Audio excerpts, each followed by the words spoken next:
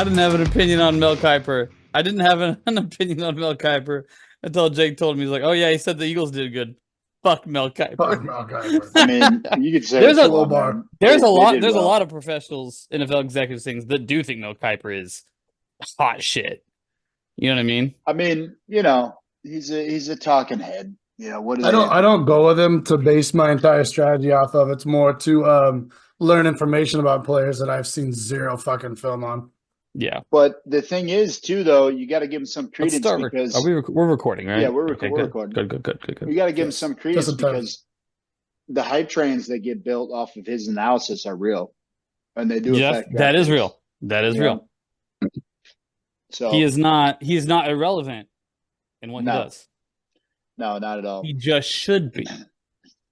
I mean, a man's opinion is his own. I don't have. I'm neutral on Mel Kiper. It is what it is.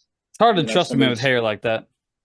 Somebody's got to do the job. What's the name of that? Is it Kramer? Jim Kramer? Is that the dude's name on the Yeah. MSNBC? I feel the same way about him. Like, you talk enough, you're going to shoot yourself in the foot enough times. So don't match your money with his, but listen to him, and you know what I mean? Because he's got a pretty good pulse on what other people are thinking sometimes.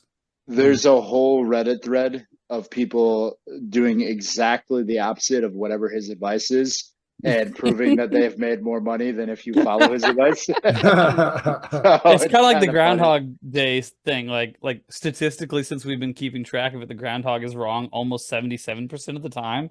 And so, like, if you just did the opposite of what that is, it'd be more accurate. It'd be less bullshit than it is currently. Yeah, well, how big my hands are at this angle. This is all right. Same time the I'm groundhog putting thing, things down out here. Same time they were fucking using the Groundhog Day shit. They were burning witches in Salem. You know what I'm saying? So I don't know if we need to be giving. And we didn't get enough of them. Some of them slipped through the cracks. Just like the dinosaurs. You know what that shit was, right? Like they figured it out. Turns out it was communism. No, the Russians did it back in fucking whatever the fuck it was, 16, back in long con, man. In the 1760s, they were doing it. They were infiltrated even back then, dude. No, it was ergot. God, read a book. Ergot, dog. What you know about ergot in the bread? Not a thing. So ergot is a bacteria that grows on wheat when there's an early frost. Okay. No, this is fuck it. Let it go. No, let it go. What do you know about ergot? We're not even out of the intro yet. Keep going. We didn't even intro. We didn't intro shit. Nothing ever gets edited out of these videos, Cody. Stop saying that. Absolutely does. Now, it's gonna get edited out. Talk to you about ergot. Eric tastefully edited the last one, but anyway, ergot. So ergot is very interesting. So 2 instances in history where it actually caused quite a bit of a historical sequence. And so with the Salem witch trials, there was an early frost that year, right around that area. And when they harvested the grain and turned it into all sorts of things, such as bread, such as beer, anything that they would fucking use, because grain was in everything, that they did not know about that bacteria. Nice. And what happens is when you eat ergot, okay, if you eat too much of it, you just die. It's poisonous. Okay. Oh, okay. However, usually when this happens, you have a small amount of it that ends up in the end product that people actually eat. A small amount of what? Of the ergot bacteria. And when it breaks, nice, beautiful. When it breaks down in your gut, it creates similar hallucinogenic properties to LSD. So what happened was all these people were fucking tripping their balls off and they had no idea what was going on. So they're seeing these hallucinations and thinking people are witches. They start grabbing these ladies and burning them and shit. And they're just fucking tripping balls, man. Similar thing happened in World War I, actually in a town in France. Bunch of people fucking flip shit and developed schizophrenia. Some of them went mad. But yeah, ergot, ladies and gentlemen. Salem witch trials. Read about it. Learn something new today. The more you know. Yeah, man. Bacteria. Yeah. I mean, all right. So are we going to do some, once we get into this, you just want to go division by division, knock out 4 teams at a time? Well, so Well, yeah. So the way it's set up on the NFL side is it's just going to start with Arizona and it's going to burn right down through. So Oh, and I it think is that. And it is alphabetical. I was being sarcastic. I've got that pulled up right now. what you have the down the line one Yeah, because alphabetical. I think Arizona. it wouldn't Yeah. be. I would propose we do it by division. That's what we did last week for the last ones, and it helps you kind of keep a frame of reference for maybe what teams do better than others. It's just kind of fun, but we don't have to. Well, do you have it? Do you have it hold? I think that's Where a do you really have good it? point. Where do you have it pulled up by division, Jake? What site? Well, if you just bring up the NFL one, it's just Well, got I mean, you can. an easy scroll at the top of all the teams, and we know what the fuck's up, so we can just pop, scroll, and go. Yeah, we know teams are in what divisions. You know I what I'm can saying? list them off if we need to. I think he makes a good point. I think we should do it by division. Okay. Let me I was look being here. facetious when I said what I said, and it was the thing that was ready. Facetious. Facetious. I don't see this one where I can find the team quickly. It doesn't matter. I'll scroll down through to whoever we're talking about. So, what division are we talking about? What team? And we'll start there, and then you guys call it out, and I'll scroll. Well, the first one on your list is going to be the Cardinals. So let's start with the NFC West. Huh? The NFC West. Let's do it. Let's do it because it's probably one of the most exciting draft picks possible. Fantasy people possible. Couple of them. Graded well too. So, ladies and gentlemen, welcome. Grades don't mean anything. We should do an intro. We're doing a draft review right here. We're going to break it down by division. You may have heard that. I may have edited it out. We'll see where it ends up. But so what we're doing, quick look at what teams did, what they built on, what it means. Keep it moving, quick fire. Just letting you know the nitty gritty of it. So what we're doing is we're starting with the NFC West, and we got the Arizona Cardinals. Obviously, the big name pick, the sexiest one. The sexiest one. Son of the Hall of Famer. Probably the most fantasy relevant pick, fantasy relevant rookie in this year's draft. Going to be the wide receiver one, Marvin Harrison Jr. What do we got about Marvin Harrison, gentlemen? He's a monster. He could be one of those one of a generation kind of talents from the way they've been building him up. Honestly, he looks like fucking Megatron. He's a beast. Way bigger than his dad. Don't get it twisted. He's 4 inches taller than his father. Yeah. Thicker, stronger. That is significant. Yeah. Not to bring up the Justin Jefferson comparisons like year one, but he is theoretically the kind of guy that could have that kind of impact right out of the gate. 100%. I mean, prolific all through college, even with very good teammates around him. Don't forget that he played with Jackson Smith.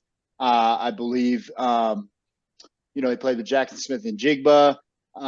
He may have had 1 year with Chris Olave. I do not recall if they were on the same team at the same time, but catching passes from C.J. Stroud a couple years back. He's been the dude that we've all been waiting for about 2-3 years now. Everybody's known about Marvin Harrison. So he's finally here. It'll be very interesting to see what he does in the NFL. He's clearly going to be the one in that offense. He's going to get targets. I think wide receiver 2 is the floor. Could be a wide receiver 1. Yeah, and he's going to a team that desperately needed a wide receiver too. It's a no-brainer decision for the Cardinals. Mm-hmm. And out of all, and not a terrible quarterback in Kyler Murray to throw him the ball either. That's what I'm saying. So we're gonna talk about the other two. There's a big 3 of wide receivers, right, that went in the top 10 picks in the NFL draft this year. He clearly has the most proven quarterback to me of those rookies, of those 3. So best landing spot out of those big 3. You know what I mean? Agreed. Well, not only did they add, if you look at their second pick of the 3rd round, they added a running back, Trey Benson, out of Florida State too. Yeah, so if we're talking about Trey Benson, he was slated, I believe, as the number 1 overall running back. So not only did they get the number 1 wide receiver, they also got the number 1 overall running back by draft grade. James Conner's going to still be the bell cow, but James Conner gets injured every single year. He's getting older. The moment he takes a step back, he gets banged up, whatever, it's going to be Trey Benson time. And you could see that guy develop into a very valuable fantasy asset later in the season. Well, the running back going in the 3rd round usually doesn't get looked at that much, but this is a draft. That's where they go now. I don't think there were. Yeah, exactly. There wasn't a single one taken in the 1st round, right? Was there? You got to be a generational talent to be a 1st-round running back nowadays. It's got to be Bijan. It's got to be Brees. I mean, that's what you get. Otherwise, you're Second round, if you're good still. I mean, I think Johnny Taylor went second round. You know what I mean? That's what it is nowadays in the NFL. So at least Trey he was back in Benson, the first. Trey Benson went in the very first part of the third, but he runs a 4.3940. There are only 3 running backs in the draft to beat a post 4.4. Yeah, I mean, clearly had a good year at Florida State. They were very good last year. There was no generational talents at running back this year in the draft, but there's a crop that comes out every year. They got jobs. Some of them went to teams that need running backs, and they're going to get the ball. So you got to know who those guys are and where they landed.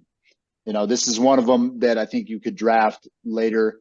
6th, 7th, 8th round. Maybe that's a little early, but something like that. He could be a guy that you could use this year, I think. Mm-hmm. Cardinals are going to have a fun young lineup. They had 1, 2, 3, 4, 5, 6, 7 picks in the first 3 rounds. They had a tight end, an offensive tackle, a running back, and a wide receiver. So a lot of weapons. I don't really think many of the other guys are going to come into play for the fantasy draft. Without injuries, I don't think you're really going to see much unless you get somebody coming out of nowhere like a Puka Nacua. I don't think that's either one of these guys. I have some eyes on a few guys I'll mention later on, but basically just filled a whole bunch of other holes in their defense. Took a first round D tackle, some cornerbacks, linebackers, etc. That's pretty much what the Cardinals did. Since we mentioned Trey Benson and where he might be going in the draft 7, 8, 9, which I think is a little high, 7s anyway. Where do you think Marvin Harrison goes? 2nd, 3rd round to me. Yeah, I'd take him in the 3rd. 2's a little rich for my blood. 2's a little rich, but I'd think about it. Well, and the reason being is because in the 2nd round, you're going to have guys there like Brandon Ayuk, people like that. You know what I mean? And I'm not taking him over Brandon Ayuk. So you're probably right about that.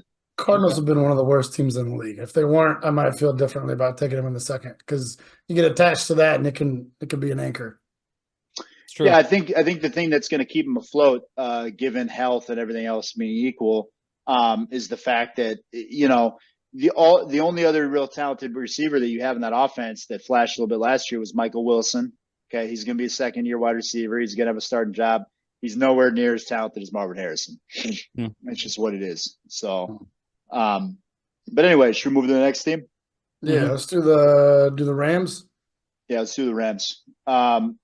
Now, guys, I'm working with a scroll here, so just bear with me. There's not a whole lot to talk about. I mean, they had what it looks like about 10 picks, but the only 2 that were offensive were Blake Corum, running back out of Michigan in the 3rd round, and then a wide receiver buried down in the 6th round. So the big thing to me, I think Blake Corum's kind of a big deal based on what we saw out of Kyren Williams last year. Also, we do still have to draft defenses. It's worth noting that their first 2 picks were the 2 guys that literally revamped Florida State's defensive line and made a huge difference. And they were very good teammates together going in to the same team. Clearly some Aaron Donald replacements. And that's what not just replacements, but they're going to have him to mentor them too. He's retired. Is he going to be around? Is that what been talking about? Did I miss that? Did I fuck that up? I didn't know he was actually gone. He's out. Yeah, he's gone. That. He's over. Yeah, he's out. That's why they drafted these 2 guys. Got it. Yeah, clearly on offense, the big story is Blake Corum. Can he push Kyren Williams? I mean, he is a little bowling ball type guy, shifty in the open field. He broke a lot of tackles if you watch Michigan last year. I liked what he did. He wasn't the full-time guy. They used a committee.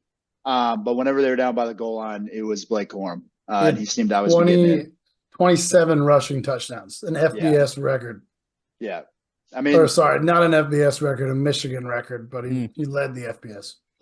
The thing you got to understand too, though, is Michigan had a historically dominant offensive line. I mean, there was probably out of 11 starters on Michigan's offense, over half of them got drafted. So, is that going to translate to the NFL? I don't know. I think Blake Corum's a solid back.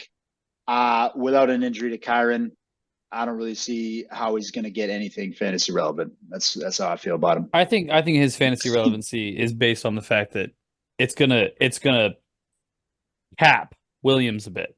Because I mean, if they don't take Blake Corum or another running back for 2 more rounds, Kyren Williams is in like my top 2 rounds, like draftable. Yeah. Like he was a monster, and now he's gonna get more money. I'm sorry, not more money, but he's gonna get more value in our fantasy league. And Blake Corum says to me, like, now I look at him third or fourth. Bumps him down slightly. I still think you don't be too low on Kyron. Obviously he showed his value. I mean, he's a great player. I mean, he showed what he could do last year. That I don't think they really have any reason other than injury concerns because he was banged up at times. A couple different To have times. some depth. Yeah. And don't you think that spending a third round draft pick on a guy who's got young legs to keep other ones fresh, don't you think that's going to eat into some of his time? Because they only Sure. had him And as far as talent goes last year. They had McVay's the one of running those back for coaches that kind of reminds me like the Belichick style too. Like he's not going to get too attached to one guy if there's a hot hand, and he's also going to keep his game plan pretty close to the cuff. So it's kind of hard to protect. But that feeding into Cody's argument that a little bit more of a risk factor around Kyron Williams. Mm-hmm. Certainly, the counter argument to that would be that if he's fresher, maybe you get more efficiency out of Kyron. You know what I mean? You might. I don't know. It's yet to be seen. I'm still not moving Kyron down too much, in my opinion. What do you got? Maybe slightly. I mean, I'd be comfortable with him probably in the late second or like early third, depending on who else is there on the board. Depends on my draft. Depends on how I have it set up, what I got going on. I like wide receivers, man. That's what I like. We all should. We all should. And we got another flex this year, baby. Another reason why you want wide receivers. They don't get hurt as much, folks. Oh, absolutely. I'm so excited about that. We're going to see the cream really rise this year. Yeah, I suppose so. Now, Niners, Seahawks, which one we're doing next? Let's do Seahawks. Okay. So Seahawks on offense, not a lot of splashes. They needed some stability in their line and in their defense. That's where they went in the draft. Probably they got the best D tackle, Byron Murphy, at 16 overall. And then it was almost exclusively, I mean, they took 3 O-linemen, they took 2 D-backs, a linebacker. They didn't have that many picks versus other teams. I mean, the first pick was 16 overall. They didn't pick again until 81. So they didn't have a second round pick. Yep. Not a lot to say about them. Not a lot of fantasy value here. There really isn't. I think Seattle was better than we thought 2 years ago. They kind of regressed a little bit, and I think they're kind of there in the middle still. Yep. Not one of the worst. Clearly not one of the best. Uh-huh. Yeah, they're like 18th best team in the NFL. That's how I see the Seattle Seahawks. You know what I mean? There you go. Somewhere in there. Let's go to the reigning champions of this division, who did make some interesting moves with their draft choices, taking Ricky Pearsall, the Niners, who I'm talking about here, clearly, folks. Ricky Pearsall. Debo gone. Yeah, I mean, they've been also rumors of Brandon Ayuk getting traded even. So it'll be interesting to see how that plays out. Does that make a lot of sense with you, though, with Pearsall coming in? No, but they've been saying it. They clearly going to have to pay him very soon. So I don't know. I mean, you can get away with paying Debo less.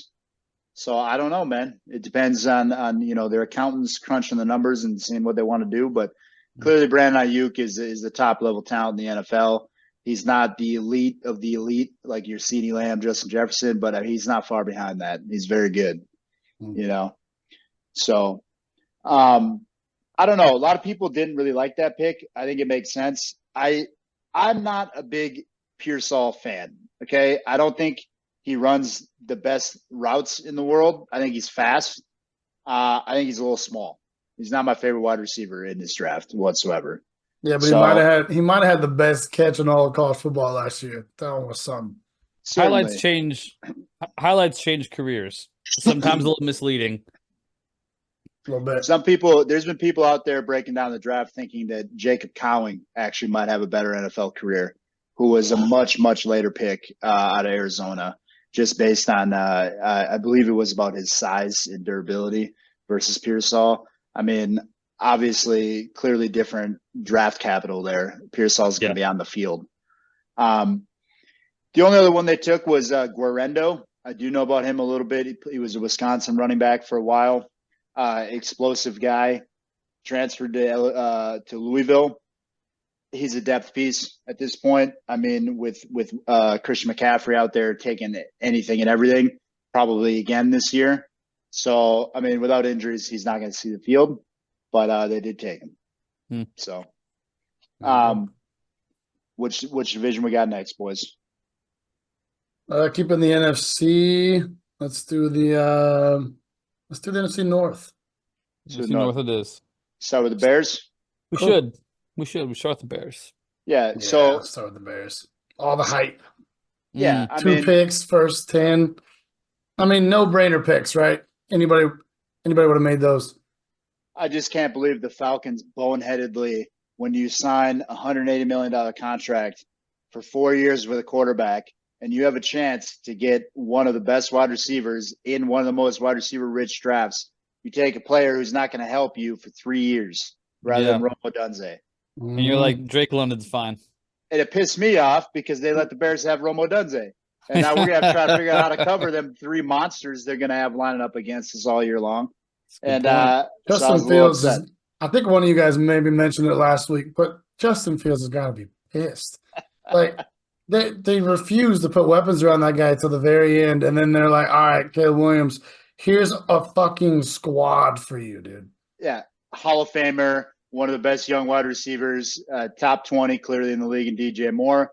And then, let's bring in another one of the best wide receivers in this draft. Again, wide receiver heavy draft, and Rome Odunze, who if you watch, yeah, man. I mean, just they took Torrey Taylor, Madden franchise fame. Punter. That was my punter in our franchise. If you're gonna take a punter out of Iowa. I feel like I don't know why. I can't explain it. Seems like it makes sense. That man's got a leg on him too. 70-yard punts like it's nothing. Man. Yeah, he does have a leg on him. It's probably enough for the Bears. I guess we should say, what do you guys think about Caleb Williams? Where does he go? What kind of season does he have? I also want to talk about Odunze. Where does he go? Yep, fair enough. Because they might be kind of close. I'm clueless on Rome. Caleb's a quarterback, so we're not doing a 2-quarterback system, so I'm still not drafting him anywhere before the 6th round. I'm not drafting Caleb Williams. I'm going to draft Romeo Odunze. Yeah. Odunze, problem with Odunze is, how does he get targets with a target monster in Keenan Allen and DJ Moore on the field? He's clearly the 3, no question, right? And it is still Chicago, so limit your hype a little bit. At least they'll find a way. At least be ready. Have your non-slip shoes on. That's a wet floor.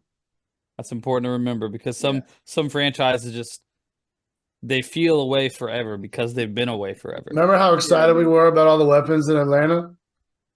Yeah, man. I mean, the Bears until the Bears prove me wrong one season, I'm never going to be high on their players. It's just what it is. You got to feel that way. You're asking to get Darnell Mooney. That's all I'm saying. The one I'm the highest on is DJ Moore because I feel like having other guys on the field is going to allow him to just shred defenses. So talented. Yeah. I mean, he put up numbers last year with Fields and with way less talented of a wide receiver core to do it alongside with. So when you got Keenan Allen tearing you apart underneath and you got another guy who could stretch the field on the other side, I think it's just going to mean, it's going to be time to make hay for Mr. Moore, Right. So I think Odunze is a guy that you take right around like where Jackson Smith was going last year. It's a very similar situation to me. You got DK Metcalf, Tyler Lockett out there. JSN took a long time to get going. Did start quietly commanding targets late in the season. I think Caleb Williams is a better quarterback than Geno Smith, so you have to warrant that as well. But that's kind of how I see him. You know what I mean? Take him later. He's not a guy that you need to be drafting highly. Get your proven guys first. And if Odunze is there as your 4th, 5th wide receiver, that's time to take him. Yep. That's what I think. I think you're right.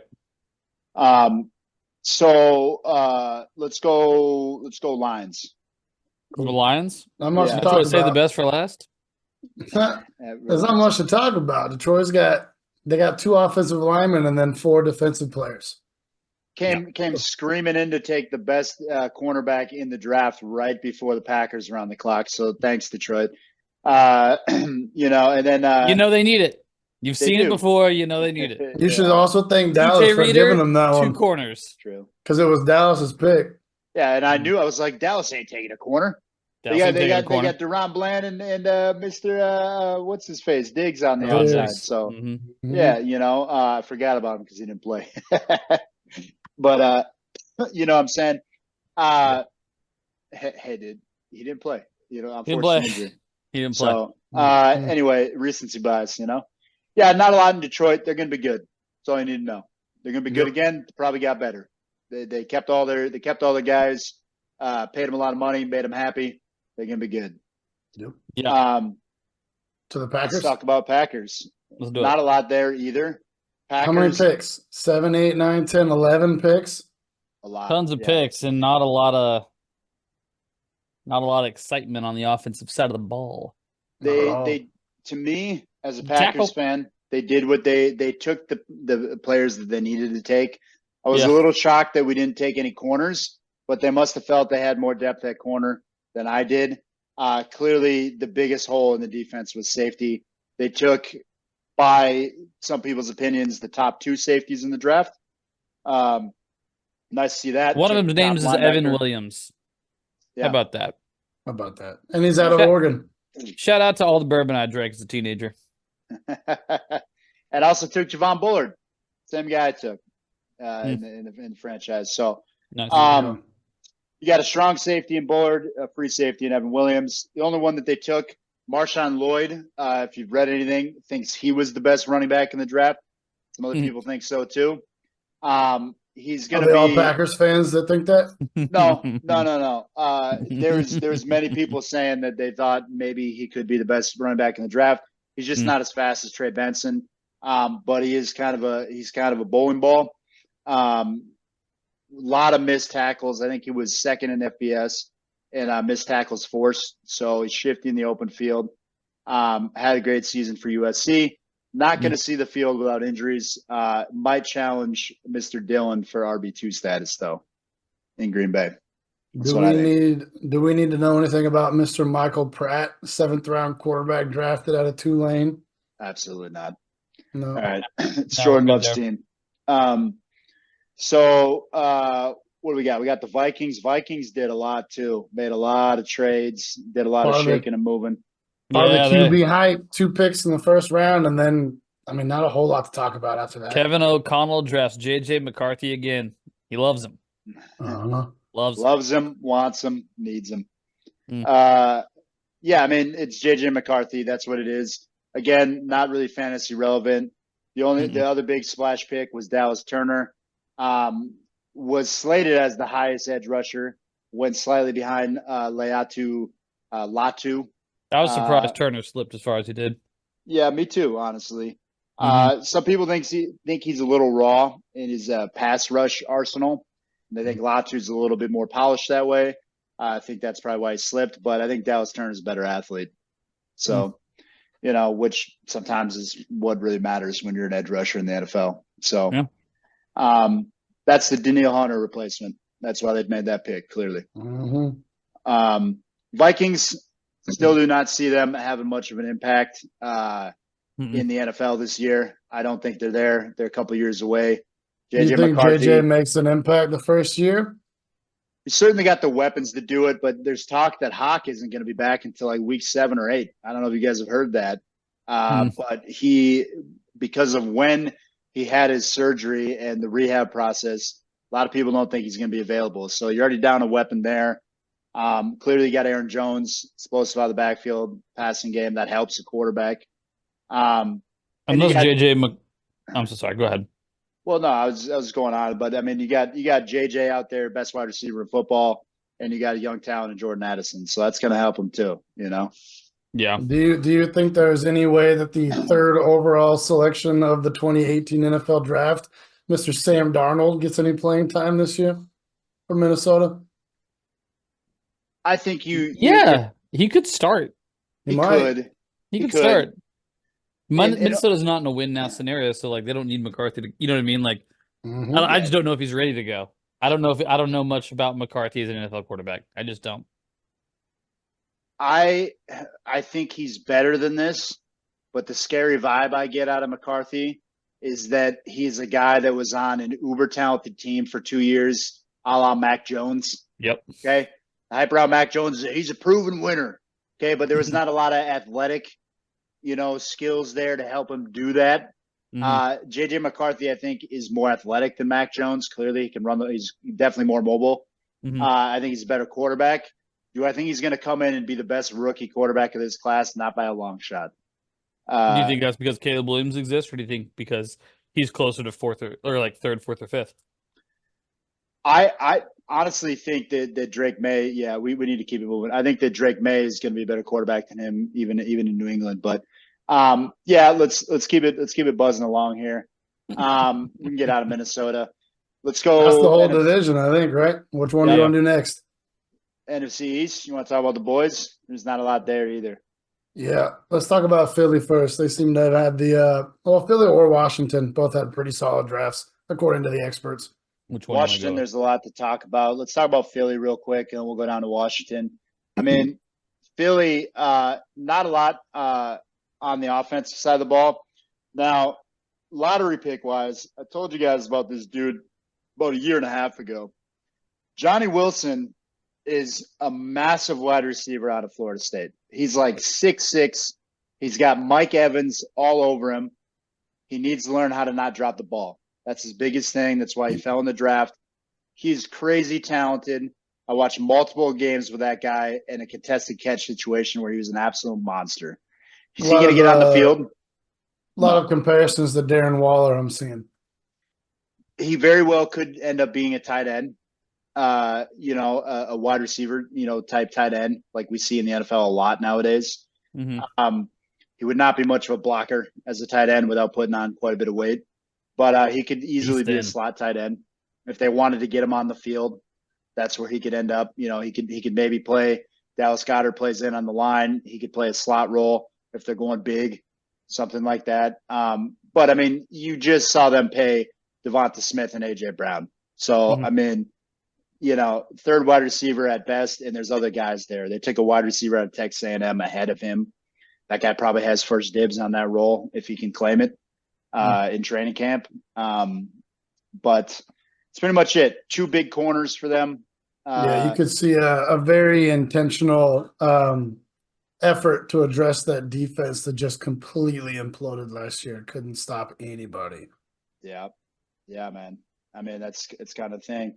Let's get out of there. I don't think we really need to talk about Dallas. Dallas took up a bunch of players that they needed on their lines and to replace linebackers that they've lost. So we can honestly skip them. There's not really any fantasy relevant news other than they address holes in their team. That's entirely true. Yep, accurate. Yeah. They haven't done shit this offseason because they know they got to pay Dak. It's kind of a bummer that the draft also followed that trend. Yep. Dak and CeeDee. Those are some big contracts and need to get paid. Washington has 3 fantasy relevant picks to me. The biggest one being Jaden Daniels, who, if you're talking about fantasy relevance, I could see that guy being the 11th or 12th quarterback off the board because he can run. And because to me, he's my QB1 in this rookie class. I think he's the best quarterback, honestly, among all of them. Yeah, I think he's better than Caleb Williams. You don't mean fantasy-wise? You mean better quarterback? I think he is a better quarterback than Caleb Williams. That's what I think. Wow. Yeah, I do. It's a hot take. I've thought that for a while now, honestly. I just think he's better. You think he'd be better at Caleb Williams in any system?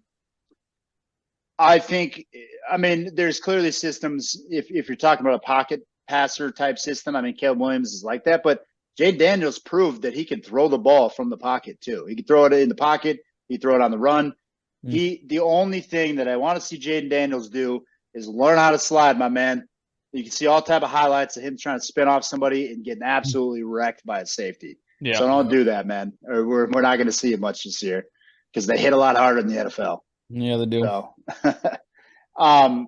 the other one that people actually are very hyped about because of the holes on Washington's roster at this position is Ben Sino. Very athletic tight end out of Kansas State.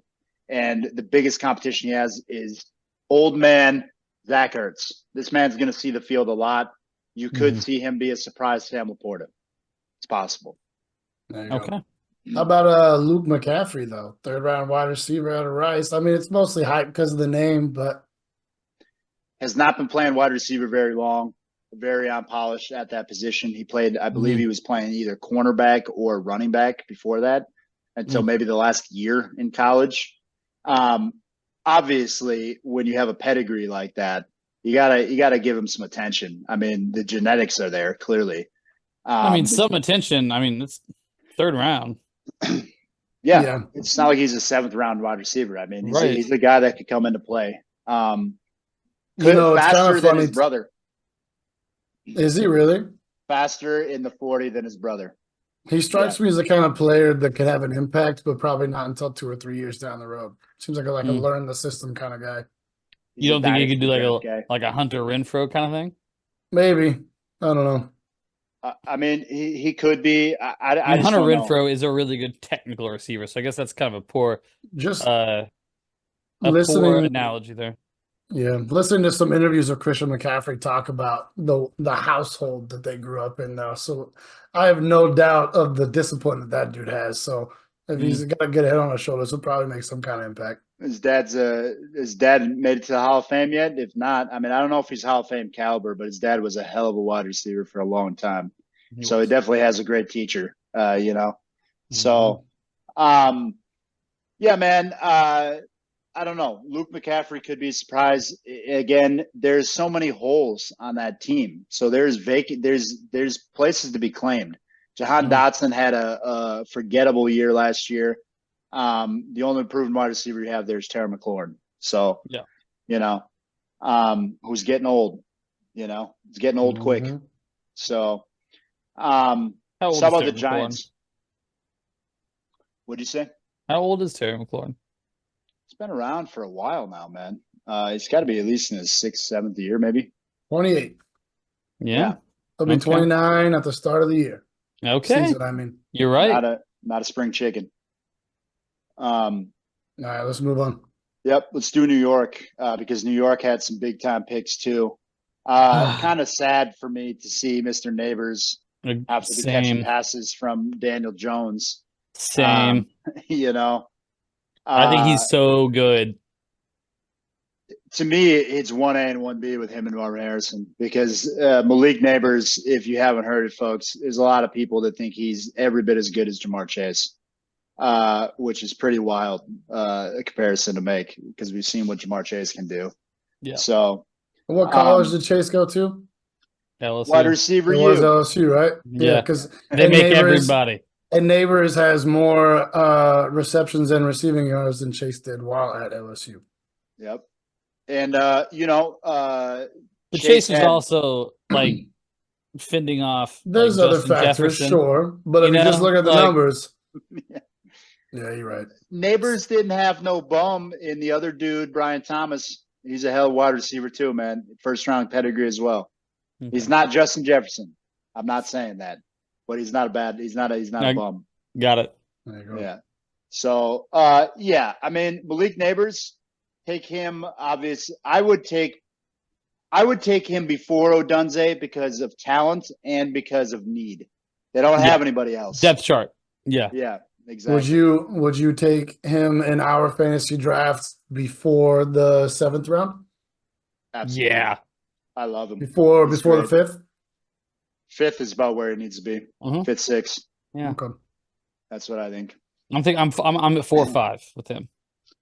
I'm gonna be gunning for him. So I mean, if I think somebody's gonna take him, I might reach a little bit on him. You know, even though he's got Daniel Jones thrown to him. Yeah, because Saquon's gone. They don't have what else you can do. That makes your passing attack better. I'm saying it makes his volume better. I hear you, but like when the Giants were bad last year, it was 40-0 bad. So like there was no production. Yeah, you're right. There at all. You're right, but it can only go up, man. I don't think they can be worse than the old line they had last year. I mean, it could definitely go like this. It could definitely go like this. It could. You're not wrong. But it can't go that way. I don't think it can be worse than the 32nd ranked offensive line. They were the worst in the NFL. Yeah, okay. I'll give you that. I can't remember who the fucking Giants were playing when I was in Vegas last year, but I remember watching the Giants on the fucking stadium swim 100-foot TV in front of the pool at Circa. And it was like 35-3 or 35. So it was so bad because every snap, the Swiss cheese line that they had was just getting Daniel Jones murdered. I mean, yeah. Can you really? Daniel Jones is not a good quarterback by any estimation. But when you have that bad of an O line, you don't even know what you got, man. You can't do anything. It was rough. Yeah. Let's talk about the NFC South. Let's start with Carolina because that's who I got pulled up here. Cool. They made 3 big picks. Went heavy on offense in the first 4 rounds. Xavier Leggett. Now, I have a soft spot for Mr. Leggett. We all know why. Great 3 of us know why. In Madden. All of us know. We all know. We should all know about our Madden League, guys.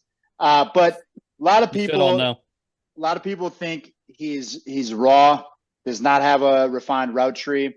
He's exclusively an outside guy, contested catch guy. Is fast, is big. Freak athlete. Yeah, they missed clearly on Jonathan Mingo. Mr. Drops a lot last year. Maybe that guy can get better.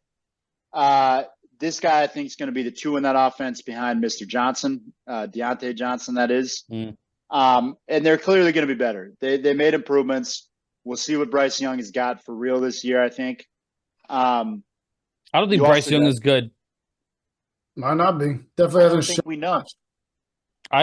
Okay. I don't think we know. I think I know. I mean, that's fair. That's your opinion. I just don't think he's had enough time with a decent enough offense to know. That's what I think. Okay. The other big one is Jonathan Brooks out of Texas. He's the first running back, I think, in the draft. It looks like 14th pick of the second round. He was. Yep. I actually thought Dallas might draft him. Yeah, I mean, would have been. I mean, whatever. But they second round pedigree. For a running back, that doesn't mean nothing. He is coming off of an ACL though, torn ACL to end the last season. That might take a little chunk of this year to even recover. Those aren't quick turnarounds usually. No, I mean we just said what. But they're getting faster all the time too, though. Yeah, and if anybody's going to come back quick, it's going to be a 21-year-old. ACL is the one you want to hear versus Achilles too. Achilles is much harder for a running back to come back from. So, I think he'll be all right. You don't have that much in front of him. You have a couple. You have a couple guys that are just really placeholders at this point. Miles Sanders, Chuba Hubbard. He could easily take that number 1 role if he's the best back. Yeah, I mean they're saying he might. There's a chance he's not even ready by training camp time, and that'd be kind of rough for a rookie. Yeah. Jatavian Sanders. I want to talk about him. Clearly, to me, better athlete. I just told you what I told you about Ben Sino. Better athlete than Ben Sino. Faster, quicker.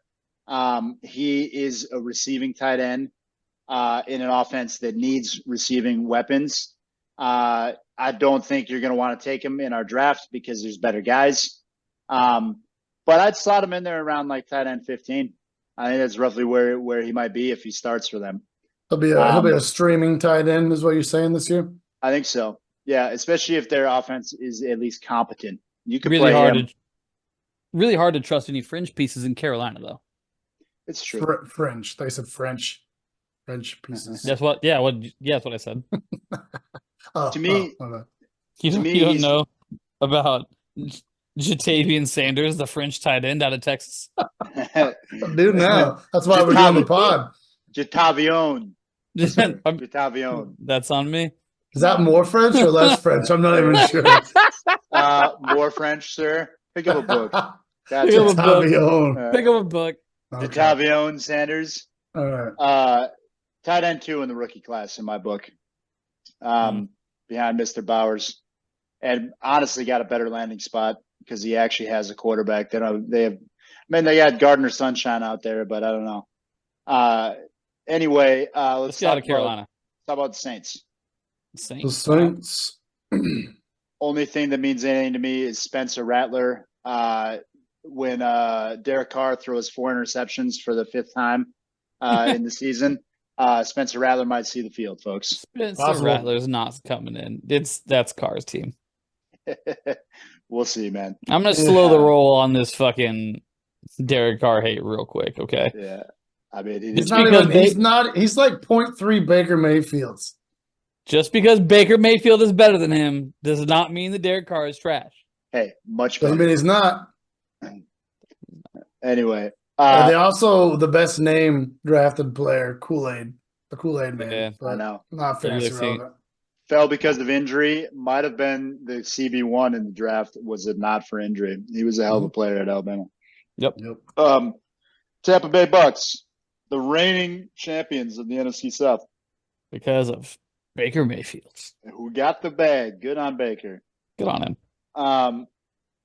All you got here really for me, Jalen McMillan. Maybe pushes for the wide receiver 3 spot on that team. Chris Godwin ain't getting any younger. So maybe in a year or 2 of McMillan. Obviously, we don't really know what McMillan can do 100% because you had Jalen Polk and Rome Odunze out there. Okay, he had 2 beast wide receivers he's competing against. And they had a trio of good ones out there. So I mean, he could blossom into a talented player. Clearly, he's fast. That's his main pedigree. So, they did take a running back in the 4th too, or in the 4th Bucky round Irving as well. Bucky Irving out of Oregon, but I don't know a whole lot about him. 2 straight 1,000-yard rushing seasons, but small guy. I think he's a 3rd down back at best, a la Naeem Hines. That's what you think Allen's going to draft him? He's a big Duck fan. It'd be a mistake to draft him in anything but like the latest rounds in the draft. And then again, I don't think I'm drafting him. Yeah, because all the lottery picks are going to be receivers. Who's the starting tailback in Tampa now? Rashad White. Still. Yeah. Yep. This will be the 2nd year of him full time. Yeah. It feels like longer. He gets a lot of touches down there. So anyway, we did the Bucks, we did the Panthers, we did the Saints. Time for the most boneheaded draft that we've seen in a while, folks. Let's talk about the Atlanta Falcons. Saving one of the best for last. By anybody's account, the biggest what the fuck draft of any of the teams. Not by anybody's account, because I was following that hype, and then I'm listening to Colin Cowherd and a couple other people talk about they don't hate it at all. I only hate their 1st round, but that's a big deal. Yeah, huge deal. Yeah. I mean, they paid Cousins what 180. I mean, not all of it's guaranteed, but if he gets it all, it's about 180, right? So in the perfect world, 100 of it was guaranteed. I do. Yep, I think you're right. They brought in Cousins because they think they got the roster to win now. You don't pay a quarterback like that, I feel like, unless you don't. So that's true. Give him a year, and he does something really good this year. Say they win a Super Bowl. Yeah. And then Michael Penix can come and kind of fade in the next year after that. We're looking at this pick as an amazing pick a couple of years from now, but who knows? It's true. You would have to get some outstanding results to wash this away. Only because it seems so much like it's okay. This is a really good example about like when we're talking like fantasy value in drafting and like how good people are. I'm like, oh, I think he's worth the 2nd round. I'm like, yeah, he might be worth the 2nd round. However, if you can get him in the 4th round, you're missing out on 2 and 3. And that's the thing. It's what you're losing by taking him, and you've already paid a quarterback. And NFL wisdom says where, like, based on like how money works and like the cap, you can pay a quarterback or you can win by paying everybody else and having a young quarterback. They're doing both, and it feels like you're just leaving a piece off the board because they did that. You're right. And Penix is already 24. You can't sit him for the 3-year contract Cousins has. He has to cut into that $180 million deal at some point. It's a good point. Or he's going to be 28 by the time he starts. If they lose out on winning the division because they don't have enough offensive firepower, that GM is going to be a one and done. Because he passed on Rome Odunze. Yep. Who this team needs a wide receiver too. Okay. Yep. You had a proven one, sitting right there, gift wrap for you, and you took an injury-prone quarterback, okay, when you have a proven guy coming in, okay? That's why it's a bad pick to me. A proven guy that is coming off an ACL at 35 as well. So there's the insurance policy of it, and it will pay off eventually. It just might really suck the life out of you in 3 years. And you know what? Until Maybe we're looking at it all wrong. Maybe we're looking at it as, what if Atlanta's not trying to win right now, or period? Like, what if they're just so sick of being one of the worst teams in the NFL that they did what they could to guarantee that they won't be one of the worst teams in the NFL? God, I would hate to be a fan of a team that thought like that, but I can't say it's not possible. Yeah. They missed the playoffs, okay, albeit in a weak division. They missed the playoffs by one game, okay? Yeah, it was the NFC South. Shut the fuck up. Yeah, that argument is slanted. Hold on. That's like putting a graph, but like only showing the top part of it. That's misleading. No, I'm not giving you that. When a team wins 7 games, they are a team that is on the cusp of doing something next year. That's a team that's missing a few pieces. Not if you consider how many of those 7 wins were in the division that was the worst one in football. Which they should have. I don't disagree with that. They should have won the division. They had a historically bad coach, and they still won 7 games. Okay. You have a mediocre coach. They win that division. They're in the playoffs. They make a better draft this year. They're challenging in second round of the playoffs. But they didn't make a better draft this year.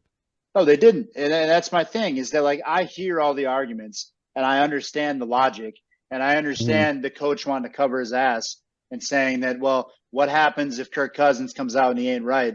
Well, at least we got a guy who can come in and do that. Problem is, you took a guy who has also had 2 ACL tears on the same knee. Yep. That's the problem. Yeah. The Falcons only beat 3 teams outside of their division last year, 3 or 4. And that's bad. That's really their bad. division ain't going to be good again this year, though. So you could take 6 right there. Yeah, if they improve. You know what I'm saying? But anyway, I not don't a know. good draft. Not a good I don't draft. think so. No. Let's go to the AFC North. We're moving on to the AFC. Let's do Pittsburgh. Pittsburgh. They had some offensive pieces, if I do remember. They got Russell Wilson, 3 offensive linemen in this draft. Yeah, and arguably got the best value for the most talented offensive lineman in Fautanu, who slid 5-6 picks versus what he was slated to do. Clearly one of the best tackles in the draft by anybody's standard. And they got him at 20 when he was supposed to go around 14 because of all the quarterback mayhem. So clearly a value there for them. That's what they needed to do. Yeah. You got first 2 quarterbacks. Round pick, offensive guard, second round pick, center, third round pick, wide receiver. You could see Roman Wilson becoming the wide receiver 2 on this team behind George Pickens. I think he is a fantasy relevant pick later in the draft. He's a good wide receiver, and he doesn't come at no capital either. He was a mid-3rd round pick. That's not nothing. Had a great year with Michigan, and he was JJ's number 1 wide receiver. I think you could see that kid do something. I don't think he is the most athletic in the world, but I saw him make plenty of great catches in Michigan. If they end up having a decent offensive line with these rookies and some of the other changes they've made, you might see Roman Wilson having a nice year. Well, I mean, I think you're right, because, who was the number 2 with Deontay Johnson leaving the team? There's not one. That's what I'm saying. So it's like it's probably Roman Wilson. You know what I mean? So, let's talk about should we talk about the Bengies? Cool. The Bengals, the biggest pick to me on offense, Jermaine Burton. Georgia standout, then transferred to Alabama. One of the things they judge guys on in terms of like overall, like, how dominant are they? They have something called a dominator score that they use nowadays for offensive players. Anything above 20% means that he's like dominantly winning a route. Like he's wide open. Okay. His last year at Alabama, his dominator score was 30%. That means On 30% of the routes he ran, he was massively open. That So the seems guy like a can get open. staggeringly high number. It Yeah. does. He is a good player. Well, and the Bengals are another one of those teams with questions at wide receiver too. Tyler Boyd, unsigned free agent. T. Higgins talking about maybe not accepting the franchise tag still, right? Demanding a trade even. Yep. If T. Higgins is not on the team, this guy could easily push Tyler Boyd to be the 2. If T. Higgins is on the team, I think this guy pushes Tyler Boyd to be the 3. The Bengals always seem to have unfortunate injuries. Jermaine Burton could be the beneficiary of that. He's a later round draft pick, though. There you go. That's what I think. I think he should be drafted, though. They did draft 2 tight too. ends, which seems like a bit of a head scratcher to me. Some people are saying some noise about Eric Hall. He's not going to play into our fantasy league. I don't think we need to talk about him too much. Nope. No. The big news there is Amarius Mims, who hopefully pans out for them, and Joe Burrow can be healthy because of it. Currently holding up the right side of my Detroit line, Madden line. Amarius Mims. Big boy. He's a big boy. If you saw him at the draft, I think he's the one that was either him or J.C. Latham that gave Goodell a big bear hug when they were explicitly told not to hug him because he had back surgery like 3 weeks ago. Man of the people. Yeah. And that's why he sounded like he was drunk, folks, by the way. I was torturing him all night because he sounded like he had like CTE, but he was on pain pills. But anyway, not defending the guy, but Ravens. Defending, the Ravens. Who cares? A little commissioner on commissioner love. I get it. Yeah. Let's go Ravens. No one likes you either. Let's go Ravens, who unfortunately took the corner that I really wanted the Packers to take after Mr. Alabama Arnold went to the Lions. I think Nate Wiggins is a fantastic corner. They got him in the first round at a hell of a value at 30th overall. And then the big name here is Tez Walker. Tez Walker fell in the draft. He is phenomenally talented, people. He fell in the draft because the NCAA did not allow him to play until like week 9 because he transferred. And there was some BS where they were not letting him play. There was a whole campaign by North Carolina to get him on the field. He got on the field at the end of the year, did good things. This is the guy, okay, that I would put some money on, saying this could be a guy who is a lottery ticket pick. He's massively talented. He could be a guy that goes late in the draft, and he could be the Puka Nacua.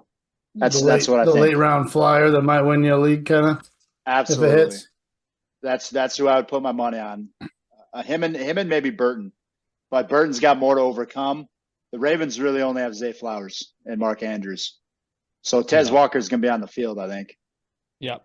I liked him a lot in college. Anyway, let's talk about the Browns. Moving on to Cleveland. Nothing to talk about, really. Really not. Wide receiver in the 3rd, but every other person was. Wide receiver in the 5th, defense. dog. Yeah, you're right. Yeah. Even less important. Didn't do much. Didn't have a lot of picks because of Deshaun Watson is the reason. Man. Fuck. I said we move along. About as much reason to talk about them as there is about Dallas. Yep. Let's move to the AFC East. No. Cool. Let's do the East. Let's talk about the Jets. The big news for the Jets was what they did with the O-line. That's where they spent their capital, their big draft picks early on. Obviously, took probably after J.C. Latham, who I think went 1 overall. No, it was Joe Alt, then Latham, then Fashanu. So they got the 3rd overall tackle. Yep. Malachi Corley out of Western Kentucky. I'm gonna be honest with y'all. I don't know a lot about him. So hard to. He's out of Western Kentucky. They also drafted a guy in the 5th round from the Toronto Argonauts. Yeah, that's right. Yeah. Can you draft people from the Canadian League? I guess so. Yeah. He was the one Canadian guy taken, I believe. Quantez Stiggers. No, there was two. There was a lineman out of Canada that was taken too. Okay. Braylon Allen is not going to see the field with Brees Hall being out there, but he could push Abanaconda for the second RB status on that team. Braylon Allen is a monster of a man, big old boy, not very fast, but if you look at pictures of him, he's built, big guy. Yeah, but Allen's a depth piece, right? Because where'd Zach Moss end up? Somewhere else. So they need another body. Well, Zach Moss was not on the Jets. He was with the Colts. He was a Colt. Sorry, my bad. Who did pay him? I'm thinking of the Colts. Zach Moss. Yeah. The Bengals. Oh, yeah, you're right. My bad. Off the rails there. Jordan Travis, going to be the QB3 behind Tyrod Taylor. Yeah. In New York. Yeah, so it's probably about the end of the Jets. Yeah. As far as fantasy relevancy is concerned. Let's go Dolphins. Miami. Welcome to Miami. Miami Grand Prix this weekend, folks. Chop Robinson, baby. Yeah, we love some Chop. We all love Chop. Chop. Short arms, fastest front seven player, I believe, taken in the draft. Watch that man's get off, and you'll know why he doesn't need a pass rush move. Good luck getting out of your stance and blocking that guy. He's ridiculously fast. 6'3", 250 pounds, and runs a 4.48 40-yard dash. Stupid fast for a D lineman. He's so fast. That's ridiculous. That's so cool. Which they need him because they lost Jalen Phillips to injury. I don't know what his contract situation is. And then Bradley Chubb went out last year too, so they need some bodies. Chubb's glory days are behind on the him. defense. Chubb's glory days are behind him. He's old. Sure. More reason. Yeah. Jalen Wright out of Tennessee. Very fast. Not as fast as Achane. One of the faster running backs in the draft, though. Miami loves speed, so no surprise there. Yeah, they're the new Raiders. Yeah, I mean, he's going to be the third running back still. He was clearly taken because you still have fragile guys. Mostert made it through most of a season, pardon the pun. But obviously his history, it was, right? It's a good pun. Obviously Mostert and Achane. Trying to hate you for it, and I just can't. I know, it's good, right? It was unintentional, by the way. Well, you're talking about speed. Look down at their 6th-round pick, Malik Washington. That's a wide receiver that might get used in the return game. He ran a 4.47. Nothing to sneeze at there either. They don't He's draft almost anything as fast as Chop Robinson. They don't draft anything over a 4.5 in Miami. Can't be on the team. Fastest tackle in the draft, Patrick Paul. 4.3 speed at 380 pounds. Jesus, what a thing that would be. Fake news for the viewers. Fake news. New England Pats. Let's do it. The thing that sticks out to me the most, besides the fact they took a quarterback, because this is the first year without Belichick. The first 3 picks were all on the offense. Their offense was bad. And their defense was good. Offense was bad the year before last either, and I think 4 of the first 5 picks last year were all on the defense still. Yeah. Some noise I've been hearing of people thinking that Javon Baker might actually be the better wide receiver than Jalen Polk, for whatever that's worth. Down on the 4th out of UCF, do you think so? Honestly, I don't know enough about Javon Baker to say so, but some people, so what they're saying here, it would not surprise me if Baker turned out to be just as good as Polk in 2 years because of his ability to win downfield. That's on the NFL.com. So for what it's worth, Pats are still going to suck, but they probably made some needed improvements. Anything is better than what you had back there playing quarterback last year. Probably. I don't know. Drake May, North Carolina. We'll see. Clearly had some competition that he played against Florida State, Clemson. It wasn't a nothing conference. But well, he's one of those quarterbacks too. I'm seeing some people that really love him, and some people kind of view him as a 50-50 coin flip almost. That's what the Patriots love to do. They love to take coin flips. And once in a while, a quarterback in the 6th round who can't jump and can't run turns out to be the best quarterback of all time. You never know. So Yeah. looks like he just got out of a high school gym practice, showed up to the draft. Elite. Anyway, we did Dolphins, we did New England, we did the Jets. Let's do the Bills. Buffalo. We're continuously trading down in the draft to pick up more picks. Not just trading down, but trading to the team that they're chasing in their That own seems conference, weird. the Chiefs, to go down one pick and give them, what, was he the fastest man in the draft? Record-setting fast. Record-setting The speed. history of, oh, wow. Yeah. World class. Yeah. And they moved one pick down to do it. Like, what? What else did they get as part of that trade? And they got, and here's the thing too that they did. There were multiple fantasy pros analysts that were saying that Keon Coleman might be the bust wide receiver of the draft. That's who they took. So, you know what his 40 time was? You know who they passed on the fastest 40 time for a wide receiver that runs a 4.61? That's why they don't think he's going to be able to separate. He's not a big guy. Has phenomenal hands. Don't get me wrong. He can make a contested catch. He's not a big guy. Need to be a better athlete in the NFL, though. Yeah, that's exactly right. Yeah. So I don't know. Are the man. Buffalo Bills back to like being the Buffalo Bills? Who are they going to throw the ball to, man? Yeah. I don't get it. Honestly, I don't get it. Yeah, I don't either. I don't know. James Cook better have turned over a leaf and turned into a badass, or that offense is going to be fucked. Or you better hope Dalton Kincaid is Mark Andrews. You know, so yeah. Are they just trying to be the Patriots with 2 tight ends? Do they think that's? I think maybe they got tired of chasing the Bengals and the Chiefs for doing the same kind of explosive offense. Maybe they're trying. Well, it's the shit that wins. I hear you. 3 out of 4. But you do it enough years, maybe right? you got to Like, pivot some way. Yeah, I get it, man. I just let's not replicate the team that's won 3 out of 4 Super Bowls or anything like that, you know. But whatever. Beans. Yeah, I'm with you. I think the Bills may have gotten worse. I think the Bills definitely gotten worse. I think they're going to definitely be trying to find a new identity for a while. I think they finished 3rd at best in this division. I think it's Jets in Miami this year. Anyway, let's go AFC South, and let's talk about the Colts. No, what do the Colts do? Let's talk about Colts, baby.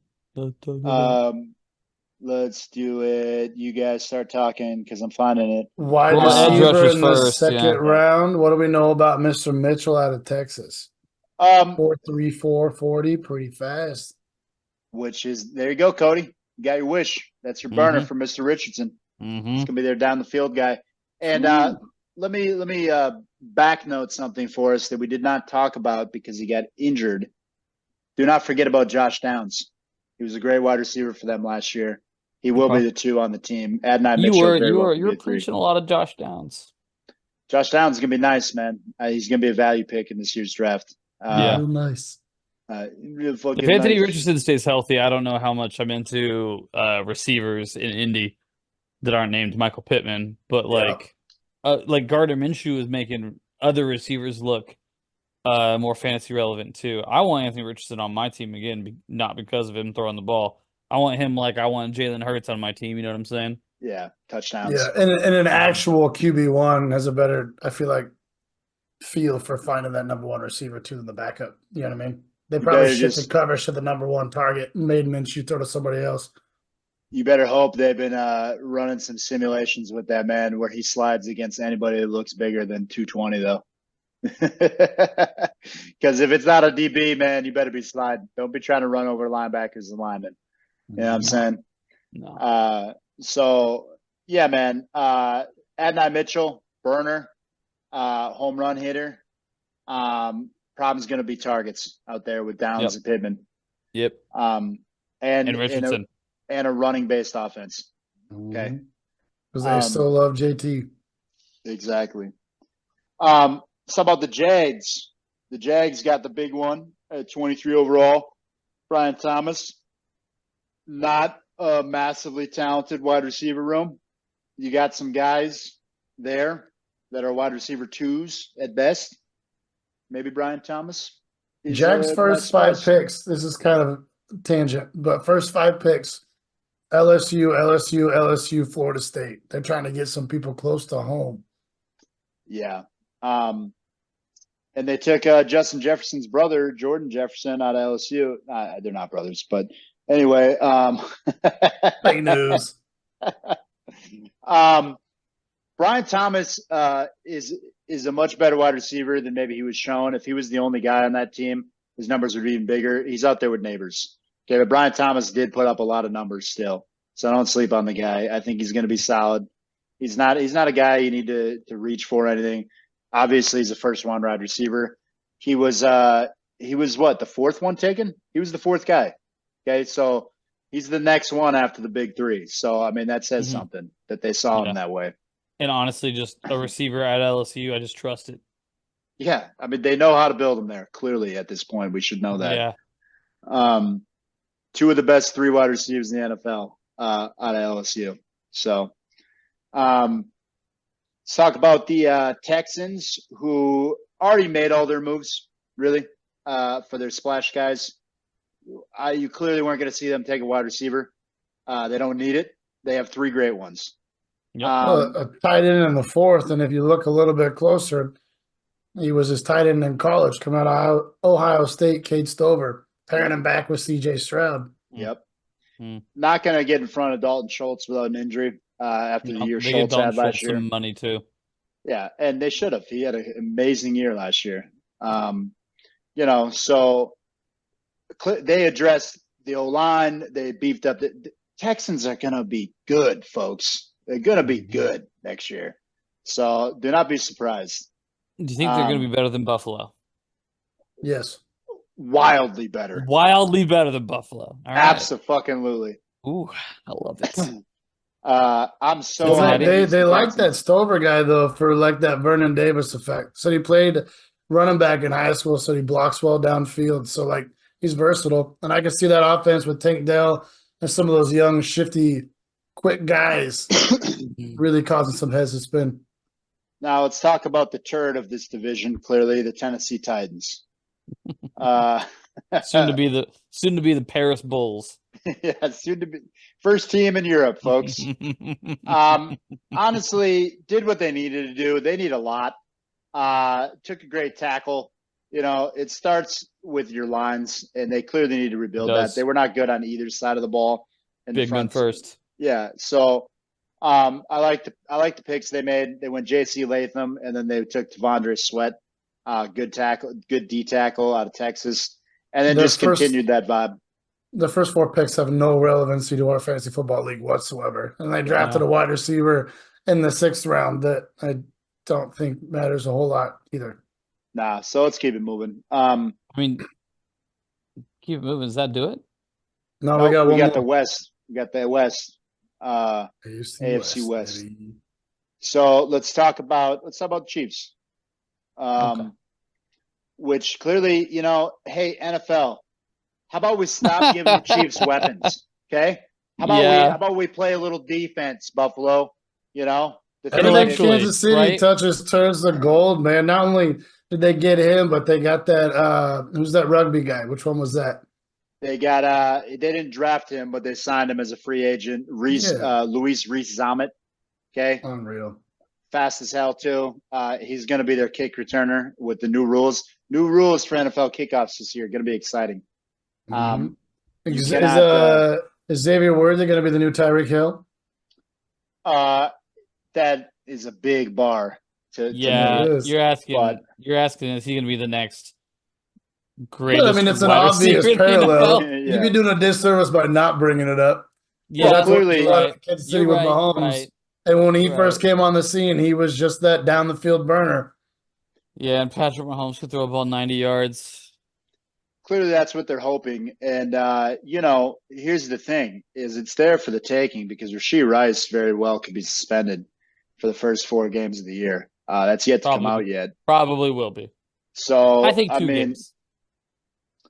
he's going to have an opportunity because everybody else around him. I mean, you have Brick Hands Tony, you have the other guy out there who they were hoping was going to be something, but hasn't really been much other than a death piece yet. I'm blanking on his name right now. Sky Moore, is the guy. Sky Moore has been kind of disappointing. Yeah, very much. I was pretty high on him coming out, and he hasn't really done a lot. He hasn't been able to get open the way I thought he was going to be able to. Yeah. Clearly, the wide receiver one is still Travis Kelce, and he got paid like it. Yeah. And then they did draft his possible replacement though, Jared Wiley, 4th round. There ain't no replacing Travis Kelce. I mean, you have to replace a roster spot, so there's an argument there. Yeah, but it won't be for two whole years now at this point. Yeah, you're right. Yeah. I mean, barring injury, because he did move pretty slow last year for about 3/4 of it. Until it was the money season. The playoffs, he looked. I don't need to get into this. We're talking about the draft. Chiefs do it every year, man. I think he was talking about the draft and the relevance of the players in it. So I think they were keeping him fresh for when it mattered, and that's exactly what it looked like, and they got what they wanted from it. You're right, but the counter argument to that is if you got a sandbagger guy, you know what I mean? If you have it, you use it 18 weeks. But yeah, let's move on. Let's talk about the Raiders. Obviously, the big pick is Mr. Bowers. Not the greatest landing spot for probably the best tight end prospect since Kyle Pitts. I didn't see a single mock draft that had Brock Bowers going to Vegas. No, that was a huge surprise. They were going to take a quarterback. If it wasn't, they need a quarterback. But yeah, that run, 13th pick? JJ went 10. Then they moved to 10 for him. Atlanta fucked it up for everybody. They could have had Bo Nix, but nobody wanted Bo Nix except for Denver, apparently. So he was Drew Brees, and he's fucking wrong. Yeah, I don't believe in Bo Nix really. I don't believe in Sean Payton anymore. I do like what they did after that. I think Jackson Powers Johnson, honestly, I know the Duke center was the first center. Jackson Powers Johnson's going to play center, and honestly, I think he might be better than the kid out of Duke. So that's a good pick for them. I mean, nothing else fantasy-wise, so let's keep it moving. That's it fantasy-wise. Denver. Yeah, you already kind of mentioned the quarterback situation, Mr. Nix. I mean, if he's going to go anywhere, I think he went to the right place for him. There's a lot of comparisons I've been seeing about the Sean Payton, Drew Brees kind of mindset. He's a game manager that is level-headed, but maybe not elite in some of the categories you would see from some of the other top guys. I've said it a lot. He's going to be a worse Baker Mayfield. I would agree with you. I'm not high on him at all. Yeah, I mean, I didn't like him when he was at Auburn. He had a great year for Oregon. God bless him. But I don't see it for Mr. Bo Nix. The other one that's relevant and will get drafted is Troy Franklin. A lot of people in our league are going to know him, obviously, coming off the Ducks. But he's fast. Not a big guy, but fast. Question is, very familiar with Bo Nix. Exactly. Clearly, that's why he was picked by the Broncos. Yep. However, it's good to give a rookie stability when you can, and having your top wide receiver on your team as a rookie is helpful. Not even on the field, just having him in the locker room probably makes a load of difference too. 100%. And it helps when he's also a talented wide receiver, which he obviously is. I just don't see Bo Nix being able to support more than one wide receiver, and I think that's going to be Courtland Sutton. So, and I don't think that's going to be much of a support. I think Courtland Sutton, if he's lucky, is a fringe wide receiver too this year. So, and I don't even know about that. I think he's probably going to end up being like 28 to 32 most weeks. Where do you think Troy Franklin gets drafted? Late. Take him late. Flyer. If he does. Yeah, exactly. If at all. Yeah. Really? Yeah. If at all? Dang. They're going to be bad, man. They're going to be bad. You're right, though. Based on where we draft. He's going to be bad, and he's going to have a quarterback thrown to him we don't like. Yeah. Yeah. And, right. Chargers, last one. Before we move on, shout out to the next coming of Deron Bland and Chris Abrams drain out of Mizzou. They're not going to throw to Patrick Surtain, and this man's going to get all the interceptions. He's got Velcro in his skin. I'm telling you. Yeah. There you go. Another franchise tie there. It's the only reason that man's getting brought up again. But you got to love Pat Surtain too, by the way. Best young corner. I in the also league took him by in the a mile. 5th round. I also took him in the 5th round. Yeah. So yeah. Love the heritage out of Surtain too. Anyway, let's do the Chargers. You know how Mr. Harbaugh likes to do it, and he likes to build those lines. And he did it with Mr. Number One, massive human being, Joe Thomas vibes all over him to me. That man looks like he still eats pudding out of a cup. You know what I'm saying? He's a big boy. I want the pudding. Yeah. This is pure speculation, but do you think if Justin Herbert isn't in LA, that JJ McCarthy goes 5th overall to the Chargers? No. You take the tackle. Take the tackle. Yeah, I mean, but it's his old college quarterback. You know what I mean? No, the guy who he said out loud to the media was the best college quarterback he's ever, or because they didn't trade Justin Herbert. They're not going to have both of them on the team. So that's why I said no. He asked if you don't have. I said hypothetically, if Justin Herbert didn't exist on the team. Oh, my bad. Is JJ McCarthy going 5th overall to the Chargers? Yeah. Here's the thing. I also think that Lad McConkey, although he has a funny name, is a sneaky good wide receiver in a place where they need wide receivers and you have a great quarterback. Honestly, that is a guy that I kind of want on my team. I think he's a solid wide receiver and easily could be the one out there. I mean, he's got to be Quentin Johnson who can't catch a ball. You know, that's it. You know what I'm saying? How many games did they lose because of Johnson couldn't catch a pass? At least 2. At least 2. They're trying to set Herbert up for success. I mean, they took 2 7th-round wide receiver flyers, too, that we'll probably never hear of, but who knows? One of them, the son of the greatest wide receiver of all time, Jerry Rice, by the way. I did not know that. Brendan Rice is his son. Yes. That's why he got drafted. He got drafted in the 7th round because of his name alone, I'd imagine. He caught a lot of touchdowns out there in USC. Don't get it twisted. Is he Jerry Rice? No. But don't forget also that Jerry Rice was a late-round draft pick as well. So he was not a high I did not know that. I've never considered where Jerry Rice was drafted. He was a late-round pick, I believe. He was not a first-round pick, I do not think. The other one that people are blowing on some embers for is Mr. Kimani Vidal. And that is because he is kind of an underrated back. He's out of a small school in Troy. And you have J.K. Dobbins and Gus Edwards there who are perennially injured. You could see this guy come sneaking in. Don't draft him, folks. Just watch him on the waivers. But he's a guy I'm targeting in Dynasty because I think he's going to be something later on. Anyway, that's what we got. Jerry was a 1st-round pick. No, he wasn't. He's 6. Yeah, it was. I just Googled it. San Francisco 49ers used their first draft pick 1985 on wide receiver Jerry Rice. Where did you pull that from, you asshole? What overall pick, if you don't mind me asking? Number Keep 1. He's the 101, actually. They get like 6 overall. Dude. He's like, he was late. Yeah, he's late, dude. 16. Yeah, late, dude. He wasn't even top 10. Yeah, you're right. Probably the first receiver taken. Not practically Mr. Irrelevant. Yeah, might as well have been a 7. Who gives a shit? Who gives a shit? Here's the thing, dude.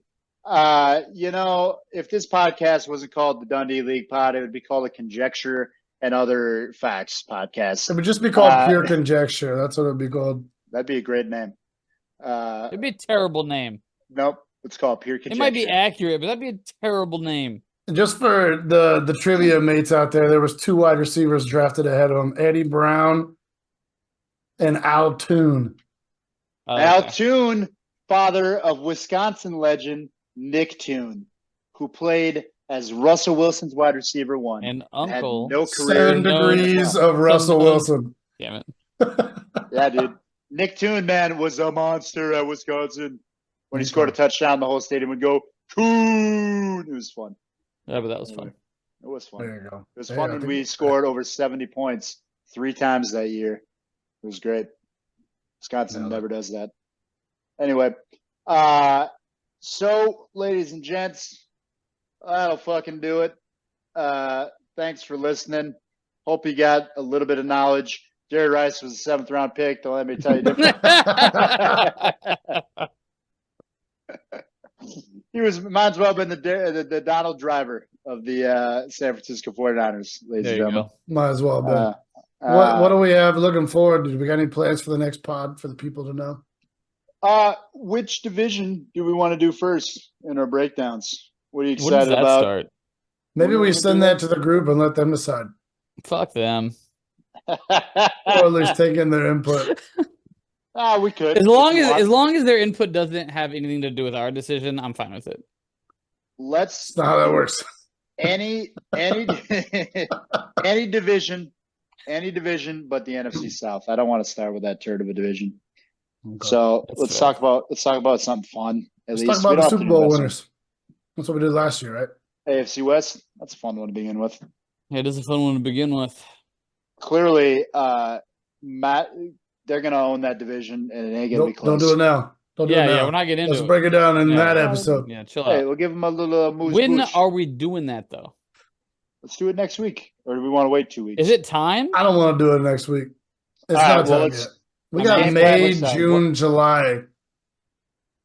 I think we do it in the back half of May at the earliest. Is that when did we do it last year? Because last year was started perfect. in June. We started in June. Well, we should start it in June. Because you got eight of them, and then you're into August, and it's like a week or two before the draft. Then we should do it in June. Well, okay, fine. Do we want to do any type of other pods? Do we want to say anything else? No. We want to take a break? Yeah, this was like a Christmas special. Okay, all right, fair enough, folks. You heard it here. The men don't want to work for tease. You. So Todd asked me the other day in the bar. He said, "Why do you guys do these episodes? Why are you trying to give people the information if they're too lazy to look it up themselves?" And I said, "Todd, that's a great question. One, if they're too lazy to do the research themselves, they're probably too lazy to watch our podcast. Mm-hmm. And two, if you upgrade the level of competition in the league, I think the three of us would agree that that's a good thing."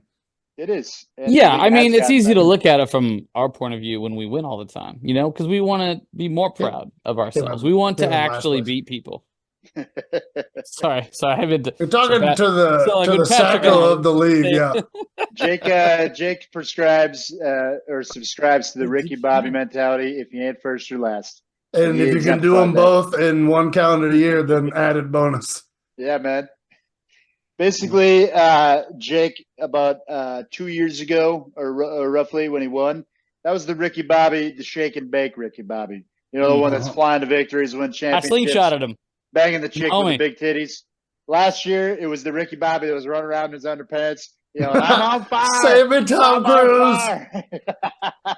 Sweet baby Jesus, I'm on fire. You're not on fire, Ricky Bobby. Okay, that's fact. And you all know how that movie ends with him on top. So watch out. Yeah. Eating crepes. It's like it's very nice. It's like a small. I had some last week, man. That thing's delicious. It's a very thin pancake. I'll break your arm. Just say you really like thin pancakes. I'll let you go. No, I won't do that. Because everyone's gonna know I mean crepes. You did this to yourself, Ricky Bobby. Your pride and hubris. Fuck, we gotta go. I don't know. It's starting to get good. It's starting to get good. Okay.